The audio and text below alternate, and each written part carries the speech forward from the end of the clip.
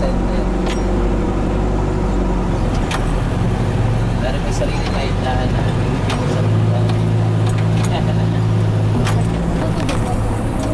Uy, tubig! Tubig to, tubig! Diretso sa ilog. Pastor, dyan lang to ha, dyan lang ha. Oo. Oh, may truck pa. Challenge siya. Iyan ang project na nila. Iyan na, huwag na iyan. Baka yun na ba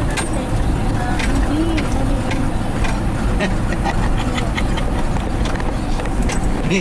Iling-iling si Broding nito. Sigurado. tayo sana kanina? Ayun, doon. Hindi natin mo kasi. Malinis na po yan. Okay. Awak! Kaya lang kita. Matareg.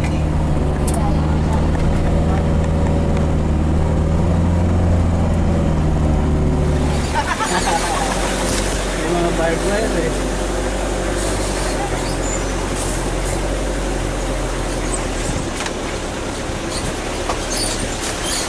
Ano, diretso natin sa palayan. Ano ulit? Basta, kaya patulog na.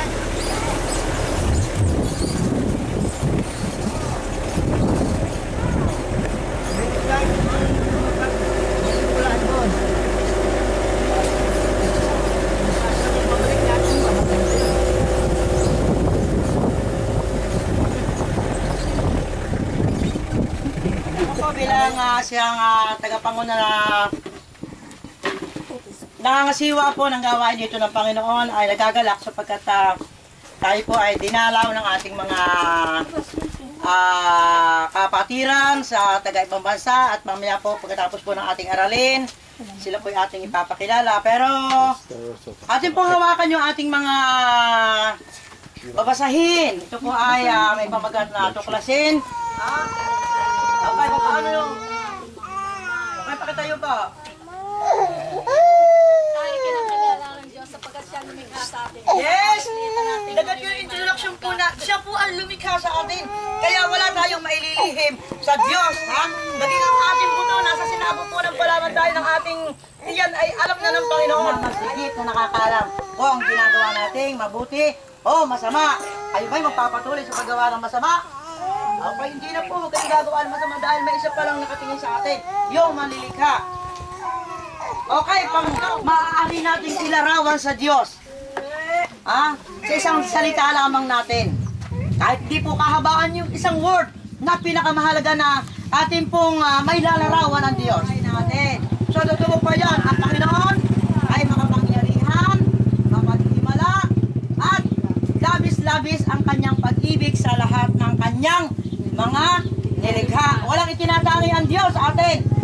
Ikaw man ay mayaman, ikaw man ay mahirap, ang kabutihan po at kagandahan ng loob, pantay-pantay ang kanyang pagtingin sa lahat ng kanyang mga nilikha. Pang-apat, kung ilalarawan mo sa isang salita ang tao bilang nilikha. So tayo po yun, tayo po ay nilikha. Ano po? Ang malilikha ay ang Diyos. At ang mga nilikha, sino po ang nilikha?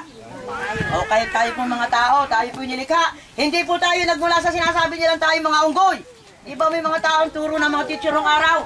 Tayo ay nagmula sa... Iba, pastor, kung buhay pa ko yung aking teacher na yun, baka kayo papuntahan ko ngayon. Dahil halamang ang katotohanan. Na tayo pala yung nilikha ng Diyos. At sabi nung iba, tayo daw po yung nilikha at nagmula sa unggoy. Hawag ho kayong papayag. Tayo po yung nilikha ng Diyos, hindi tayo nagmula sa mga unggoy. Ang balahibo ba rin nyo, matatalas, gumano, maupot ang atin ng mga kutis ay mapipino. Dahil ang Diyos ang lumikha sa atin. Yan ang sinasabi, makulit ang tao. So, yan po ay, ang sa taon po yan ay mga na-encounter ko po yung mga ganyang problema.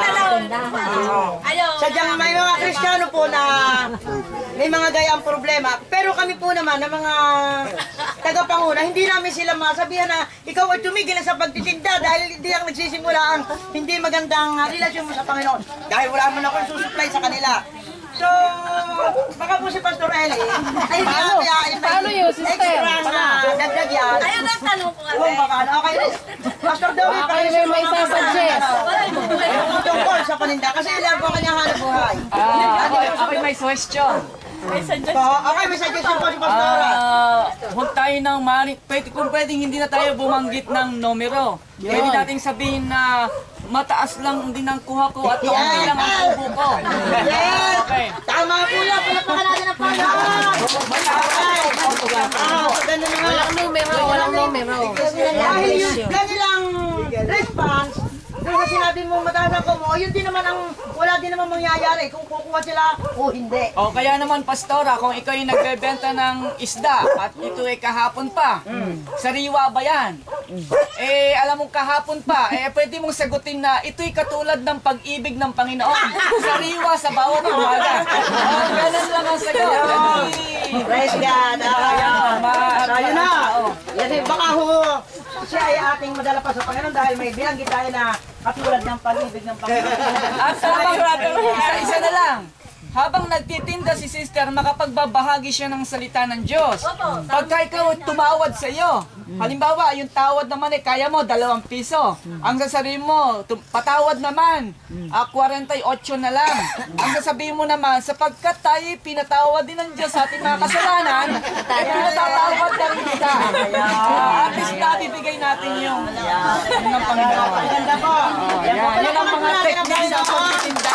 Dahil ako naniniwala na ang mga anak ng Diyos na dati ay mahina ang kanilang kaisipan tungkol sa mga bagay na pagsagot.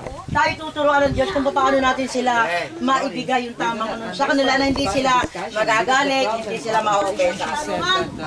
Ayon sa aklat ng mga gawa, ano ang layunin ng Diyos? Nanlikhain ang tao. Ano ang kanyang layunin? Bakit ba nilikha ng Diyos ang tao? Pwede naman siya lamang. Okay, Richelle, tingnan natin si Richelle. Ano ang dahilan bakit nilikha ng Diyos ang mga tao?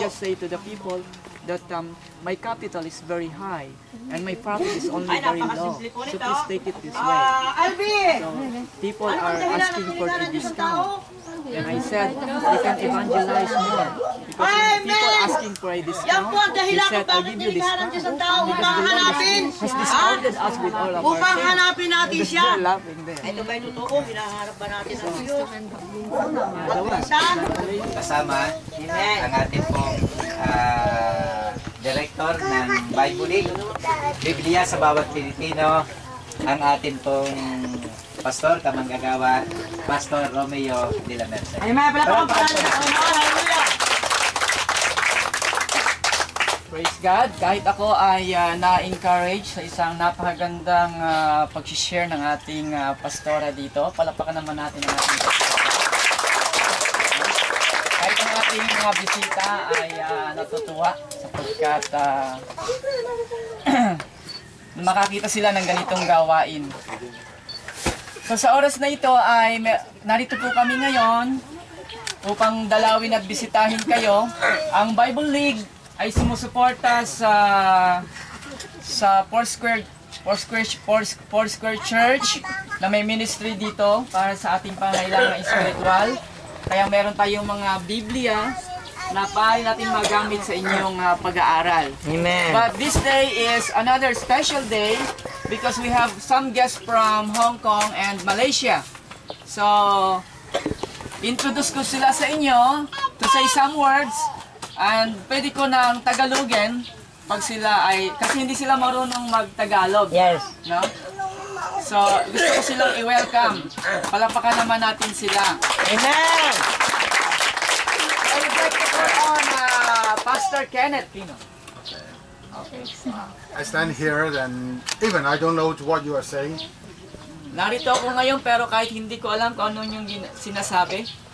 but I felt you are very, very joyful.